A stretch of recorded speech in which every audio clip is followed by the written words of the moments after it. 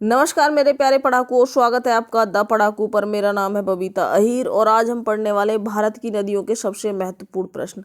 ऐसे प्रश्न जो अलग अलग एग्जाम में पूछे गए हैं और आगे भी उनके पूछे जाने की संभावना है, सभी को हम इस वीडियो में देखने वाले हैं। तो चलिए शुरू करते हैं। पहला प्रश्न क्या है, बांग्लादेश में गंगा नदी को किस नाम से पुकारा जाता है? तो देखिए, बांग्लादेश में जब गंगा नदी प्रवेश कर जाती है तो उसका नाम हो जाता है जाकर के पद्मा। तो बांग्लादेश में गंगा नदी को किस नाम से जाना जाता है? पद्मा नाम से जाना जाता है। थोड़ी सी चीजें देख लेते हैं। भागीरथी और अलकनंदा जब मिलती है तो उसको क्या बोलते हैं? गंगा बोलते हैं। भागीरथी और अलकनंदा के मिलने को क्या बोलते हैं? गंगा बोलते हैं। गंगा बांग्लादेश में पहुंचती है तो उसका नाम हो जाता है पद्मा। अब इस पद्मा में जैसे ही मान लीजिए इधर से आई गंगा, ऐसे बांग्लादेश में पहुंची। बांग्लादेश में जाने के बाद इसमें इधर से आती है ब्रह्मपुत्र। जब ब्रह्मपुत्र इसमें मिल जाएगी तो इसका जो नया नाम हो जाता है वो हो जाता है मेघना। तो पद्मा और ब्रह्मपुत्र के मिलने से बनती है मेघना। और बांग्लादेश में पद्मा किसका नाम है? गंगा नदी का नाम है। भागीरथी और अलकनंदा के मिलने से क्या बनती है? गंगा बनती है। तो चलिए अगला प्रश्न, गंगा नदी के किनारे बसा सबसे बड़ा शहर। तो गंगा नदी के किनारे कौन कौन से शहर बसे हुए हैं वो सब पता होने चाहिए आपको। वाराणसी, पटना, कानपुर, इलाहाबाद। तो इसमें सबसे बड़ा शहर कौन सा है? ये सबके सब गंगा नदी के किनारे हैं। इलाहाबाद तीनों के किनारे है, जैसे गंगा यमुना सरस्वती का संगम है प्रयागराज में। ठीक है, तो कानपुर गंगा नदी के किनारे जनसंख्या की दृष्टि से सबसे बड़ा शहर है। तो वो कौन सा है? कानपुर है, गंगा नदी के किनारे सबसे बड़ा बसा हुआ शहर। ठीक है, तो चलिए आगे चलते हैं। निम्न में से कौन सा शहर गंगा नदी के किनारे स्थित नहीं है? तो इसमें से कौन सा शहर है जो गंगा नदी के किनारे? फतेहपुर, भागलपुर, उत्तरकाशी, कानपुर। तो गंगा नदी के किनारे बसा हुआ नहीं है क्या? उत्तरकाशी। फतेहपुर भागलपुर बिहार में है। फतेहपुर, फतेहगढ़, फर्रुखाबाद ये यूपी में है और कानपुर भी यूपी में है। ठीक है, और उत्तरकाशी जो है ये उत्तराखंड में है, उत्तरकाशी, और गंगा नदी के किनारे बसा हुआ नहीं है। निम्नलिखित में से किस नदी के तट पर बद्रीनाथ का प्रसिद्ध मंदिर स्थित है? तो बद्रीनाथ का प्रसिद्ध मंदिर या बद्रीनाथ किस नदी के किनारे स्थित है? तो अलकनंदा, मंदाकिनी, भागीरथी, गंगा। तो बद्रीनाथ है अलकनंदा। तो एक तरीके से याद करने का तरीका है कि जो बैल होते हैं, बद्री यानी बैल है ना, बहुत ही ज्यादा अलख जगाते हैं। तो अलकनंदा नदी के किनारे स्थित है क्या? बद्रीनाथ। बद्रीनाथ कहाँ स्थित है? अलकनंदा नदी के किनारे। गंगा नदी की एकमात्र सहायक नदी जिसका उद्गम मैदान में होता है। बाकी सारी जो नदियां हैं उनका उद्गम कहीं ना कहीं पहाड़ों में किसी ग्लेशियर से हो रहा होता है। ठीक है, पर ये ऐसी नदी है जिसका उद्गम मैदानी क्षेत्र से हो रहा है। तो सोन, शारदा, सरयू, गोमती, रामगंगा ये सब क्या है? गंगा की सहायक नदी है। इनमें से जो गोमती नदी है ये नैनीताल के पास से निकलती है। ठीक है, तो नहीं सॉरी, पीलीभीत के पास से निकलती है गोमती नदी। ठीक है, तो पीलीभीत के पास यानी एक मैदानी क्षेत्र से निकलने वाली नदी है गोमती नदी, गंगा की एकमात्र सहायक नदी जो मैदान से निकलती है। सोन, शारदा, सरयू, रामगंगा ये भी क्या है? जो है सहायक नदी है गंगा की। निम्नलिखित में नदियों में से कौन एक यमुना की सहायक नदी नहीं है? तो सहायक नदी कौन कौन सी यमुना की ये पता होना चाहिए। तो याद रखिए, सिंध, बेतवा, केन, सोन। एक तरीके से याद कर लेते हैं। कैसे? सिंध, बेतवा, केन, सोन ये सब क्या है? चंबल। ये सब जो है यमुना की सहायक नदी है। कौन सी नहीं है? रामगंगा यमुना की सहायक नदी नहीं है। रामगंगा जो है गंगा की सहायक नदी है। तो बेतवा, चंबल, केन, सोन, एक मिनट, सोन नहीं है, सोन तो गंगा की सहायक है। तो चंबल, सिंध, बेतवा, केन ये सब क्या है? सहायक नदी है किसकी? यमुना की। रामगंगा गंगा की सहायक है। यमुना नदी का उद्गम स्थान क्या है? चौकम्बा, नंदा देवी, बंदरपूछ, नीलकंठ। तो यमुना नदी निकलती है कहाँ से? बंदरपूछ से। ठीक है, तो बंदरपूछ से कौन निकलती है? यमुनोत्री ग्लेशियर है वहाँ पर बंदरपूछ नामक स्थान से यमुना नदी जो है निकलती है। उसका उद्गम यमुना नदी का बंदरपूछ है।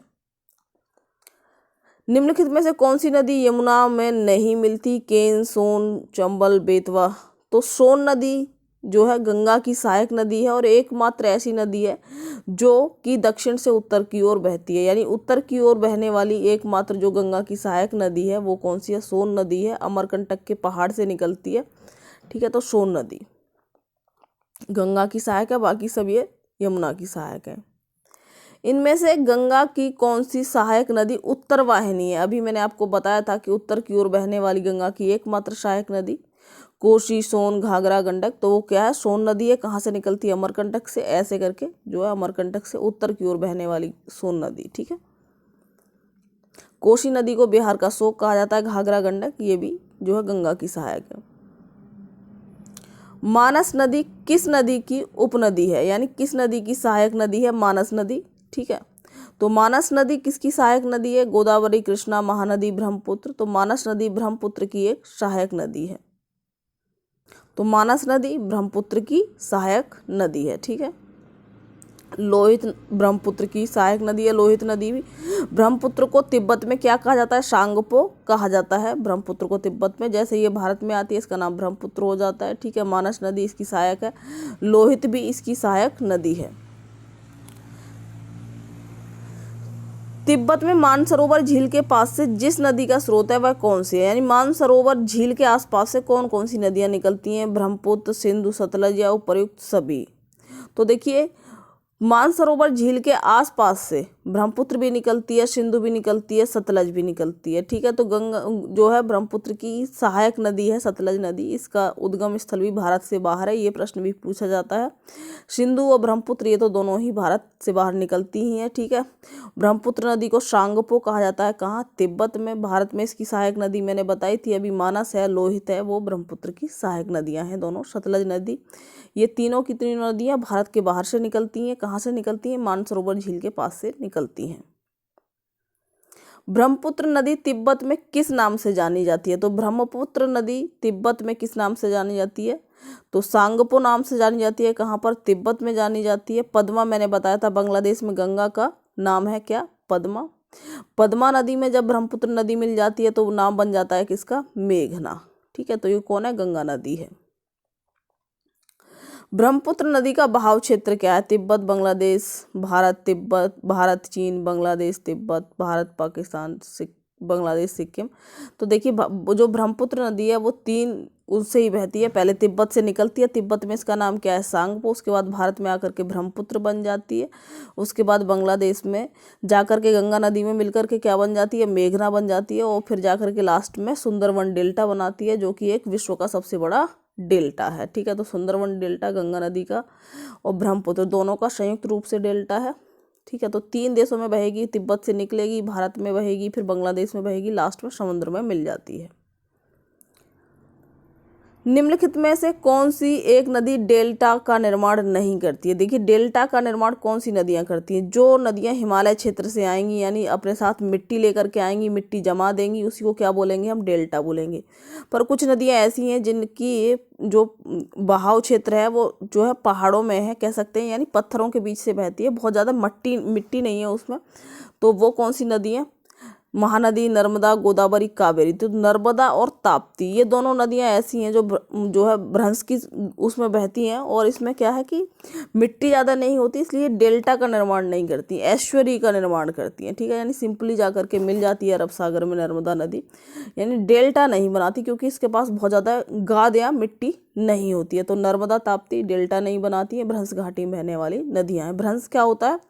जैसे कि मान लीजिए यहाँ पर कोई पत्थर है, वो जब टूट जाता है दो टुकड़ों में, ऐसे करके टूट गया, ऐसे टूट गया, तो इसके बीच में जो जगह होती है इसको क्या बोलते हैं? भ्रंश बोलते हैं। ठीक है, तो भ्रंश घाटी में बहने वाली नदी नर्मदा, ये डेल्टा का निर्माण नहीं करती है। कहाँ जा करके मिलती है? अरब सागर में मिलती है। और ऐसी नदी है जो पूरब से पश्चिम की ओर बहने वाली नदियों में गिना जाता है। तो पूरब से पश्चिम की ओर बहने वाली नदियाँ नर्मदा और तापी। पूरब से पश्चिम का मतलब है ऐसे करके बहने वाली। निम्नलिखित में से कौन सी नदी भ्रंश घाटी से होकर प्रवाहित होती है? कृष्णा, तापी, गोदावरी, कावेरी। तो मैंने बताया था अभी आपको, भ्रंश घाटी से बहने वाली जो नदियां हों, तुरंत आपके दिमाग में दो नाम आ जाने चाहिए, नर्मदा और तापी। नर्मदा और तापी भ्रंश घाटी से होकर के बहती हैं, और साथ ही साथ ये जो है डेल्टा का निर्माण नहीं करती हैं, एस्चुरी का निर्माण करती हैं, और पूरब से पश्चिम की ओर जो है बहने वाली नदियां हैं, अरब सागर में मिलती हैं, नर्मदा और तापी। अमरकंटक से कौन सी नदी का उद्गम स्रोत है? तो अमरकंटक से जो है दो नदियां आपको याद रखनी है। अमरकंटक से एक तो निकलती है, ये रहा अमरकंटक का पहाड़, इधर की ओर निकल जाएगी, ये हो जाएगी नर्मदा, और जो ऊपर की ओर निकलती है वो है सोन नदी, गंगा की सहायक नदी। तो कौन सी नदी है जो अमरकंटक से निकलती है? नर्मदा नदी अमरकंटक से निकलती है, और दूसरी क्या है? सोन नदी, जो गंगा की सहायक नदी है, उत्तर की ओर बहने वाली एकमात्र सहायक नदी सोन नदी जो है गंगा की सहायक नदी, अमरकंटक के पहाड़ से नर्मदा नदी। कौन सी नदी रिफ्ट घाटी या भ्रंश द्रोणी से होकर बहती है? तो भ्रंश, नर्मदा, गंगा, ब्रह्मपुत्र, कृष्णा। तो भ्रंश द्रोणी से बहने वाली और डेल्टा का निर्माण न करने वाली, अरब सागर में गिरने वाली और पूर्व से पश्चिम की ओर बहने वाली दो नदियां नर्मदा और तापी। तो यहाँ पर देख लेते हैं नर्मदा। ठीक है, आगे चलिए। निम्नलिखित में से कौन सी नदी बंगाल की खाड़ी में नहीं गिरती है? बंगाल की खाड़ी, जैसे अगर ये भारत है इधर, तो इधर की साइड क्या है? बंगाल की खाड़ी है, उधर क्या है? अरब सागर। महानदी कृष्णा, तापी, ताप्ती और गोदावरी। तो मैंने आपको बताया है कि अरब सागर की ओर गिरने वाली नदियों में तुरंत दो नाम आ जाने चाहिए, नर्मदा और तापी। ठीक है, तो नर्मदा और तापी बंगाल की खाड़ी में नहीं गिरती हैं, ये अरब सागर में गिरती है। बाकी महानदी कृष्णा, गोदावरी ये कहाँ गिरेंगी? इधर जाकर के बंगाल की खाड़ी में गिरेंगी। तापी नदी अरब सागर में गिरेगी। निम्नलिखित में से कौन सी नदी पश्चिम की ओर बहती है? पश्चिम की ओर बहने वाली, यानी पूर्व से पश्चिम की ओर बहने वाली। गंगा, गोदावरी, नर्मदा, यमुना। तो नर्मदा और तापी दोनों नदियां कहाँ बहती हैं? पश्चिम की ओर बहने वाली हैं। कहाँ गिरती हैं? जाकर के अरब सागर में गिरती हैं, डेल्टा का निर्माण नहीं करती, भ्रंश घाटी में बहती हैं। कौन? नर्मदा और तापी। निम्न में अरब सागर में गिरने वाली नदी कौन सी है? अरब सागर में गोदावरी, कृष्णा, तापी, महानदी। ठीक है, तो देखिए यहाँ पर जो है अरब सागर में गिरने वाली नदी कौन सी हो जाएगी? मैंने अभी बताई, दो नदियाँ याद रखिए। अरब सागर में गिरने वाली दो नदियाँ हैं, कौन सी? नर्मदा और तापी। पश्चिम की ओर बहने वाली नर्मदा और तापी, या ताप्ती, एक ही बात है। ठीक है, और बाकी ये तीनों कहाँ गिरेंगी? बंगाल की खाड़ी में। जो नदी शेष अन्य नदियों से भिन्न है? नर्मदा, ताप्ती, महानदी, सिंधु। तो इसमें क्या है कि भाई कौन सी नदी अन्य नदियों से भिन्न है? तो ये तीनों की तीनों नदियां भारत में ही निकलती हैं, भारत में ही गिर जाती हैं। सिंधु नदी का उद्गम स्रोत क्या है? भारत से बाहर है। सिंधु नदी कहाँ पर जो है? मानसरोवर झील के पास से निकलती है। तो सिंधु नदी इनमें अलग हो गई। प्रायद्वीपीय भारत की नदियां निम्नलिखित में से, जो प्रायद्वीपीय भारत है यानी ऐसे करके जो भारत नीचे का भारत बना हुआ है, ठीक है, तो उस भारत की सबसे लंबी नदी कौन सी है? कृष्णा, गोदावरी, महानदी। तो प्रायद्वीपीय भारत यानी पूरे भारत की तो सबसे बड़ी नदी कौन सी हो गई? गंगा हो गई। ठीक है, अगर पूछा जाए प्रायद्वीपीय भारत या दक्षिण भारत की सबसे बड़ी नदी कौन सी है, तो वो है गोदावरी। इसे बूढ़ी गंगा भी कहा जाता है। तो दक्षिण भारत की सबसे जो लंबी नदी है वो कौन सी है? गोदावरी, और इसे ही बूढ़ी गंगा कहा जाता है। और कहाँ गिरती है ये? बंगाल की खाड़ी में गिरती है।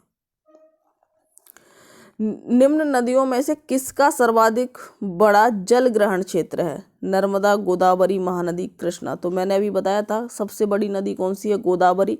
प्रायद्वीपीय भारत की सबसे बड़ी नदी गोदावरी, दक्षिण भारत की सबसे बड़ी नदी गोदावरी। तो इसी का जो है जल ग्रहण क्षेत्र सबसे बड़ा है। निम्न में से कौन एक कृष्णा नदी की सहायक नदी नहीं है? तो कृष्णा की सहायक नदी कौन सी नहीं है? भीमा, डान, तुंगभद्रा, तेल। तो जो कृष्णा नदी की सहायक नदी नहीं है, तेल नदी। ठीक है, बाकी भीमा, डॉन, तुंगभद्रा ये सब सहायक नदी है किसकी? कृष्णा नदी की। तेल नदी क्या है? इसकी सहायक नदी नहीं है। दामोदर किसकी सहायक नदी है? वह है, यानी दामोदर किसकी सहायक नदी है? गंगा, पद्मा, हुगली, स्वर्णरेखा। तो दामोदर जो है सहायक नदी है किसकी? हुगली नदी की। ठीक है, ये नागपुर, जो छोटा नागपुर का पठार है उससे निकलती है दामोदर नदी। ठीक है, और दामोदर नदी किसकी सहायक नदी है? हुगली की। दामोदर नदी निकलती है तिब्बत से, नैनीताल, छोटा नागपुर के पठार से, सोमेश्वर पहाड़ी के पश्चिम ढाल से। तो मैंने आपको भी बताया दामोदर नदी बंगाल में बहती है और छोटा नागपुर के पठार से निकलती है, हुगली की सहायक नदी है। निम्नलिखित में से कौन सी नदी अपने मार्ग में परिवर्तन के लिए कुख्यात है? यानी वो अपने मार्ग में बहुत ज़्यादा परिवर्तन करती है, वो नदी कौन सी है? गंगा, दामोदर, कोसी, गोमती। तो कोसी या सप्तकोशी, 7 कोशियाँ हैं, सप्तकोशी बोला जाता है। ये बिहार का शोक है क्योंकि ये अपने मार्ग परिवर्तन के लिए जानी जाती है। अभी यहाँ बह रही है, हो सकता है अगले साल ये जो अपना मार्ग बदल के इधर आ जाए। तो सबसे ज़्यादा दिक्कत करती है कौन सी? कोसी नदी, इसलिए इसे बिहार का शोक भी कहा जाता है। किसको? कोसी नदी को। और अपने मार्ग परिवर्तन के लिए सबसे ज़्यादा जानी जाती है कोसी नदी। किस नदी का उद्गम स्थल भारत में नहीं है? निम्नलिखित में से किस नदी का उद्गम स्थल भारत में नहीं है? व्यास, रावी, ठीक है, ये रवि नहीं है, रावी है, ठीक है, रावी। और ये चेनाब, सतलज। तो किसका नहीं है? तो सतलज नदी मैंने बताया था भारत के बाहर से निकलती है। सतलज है, सिंधु है, ब्रह्मपुत्र है, इन तीनों नदियों का मानसरोवर के पास से निकलती हैं। तो सिंधु नदी का जो उद्गम स्थल भारत में नहीं है, ठीक है। ये क्या है? ब्रह्मपुत्र, वो सॉरी, सिंधु नदी की सहायक है सतलज नदी। भारत की किस नदी पर विश्व का सबसे ऊंचा पुल बनाया जा रहा है? तो विश्व का सबसे ऊंचा पुल बनाया जा रहा है चेनाब, झेलम, सतलज, ब्यास। तो चेनाब नदी पर विश्व का सबसे ऊंचा पुल बनाया जा रहा है, ठीक है। किस पर? चेनाब नदी पर। जो अगला हमारा जो टॉपिक रहेगा उसमें हम ये भी देखेंगे, परियोजनाएं देखेंगे। तो एक प्रश्न देख लीजिए अगला। उत्तर प्रदेश व मध्य प्रदेश में संयुक्त रूप से राजघाट नदी परियोजना लागू की गई है। ये कौन सी नदी पर है? तो आपके सामने ऑप्शन है, इसका जो जवाब आप कमेंट बॉक्स में दीजिए, ठीक है। उत्तर प्रदेश और मध्य प्रदेश दोनों राज्यों की संयुक्त रूप से परियोजना है, ठीक है। तो कौन सी नदी पर बनाई जा रही है? तो चलिए फ्रेंड्स, अगर आपको वीडियो पसंद आया है तो वीडियो को लाइक कर दीजिए और अपने दोस्तों को शेयर कर दें। Thank you for watching.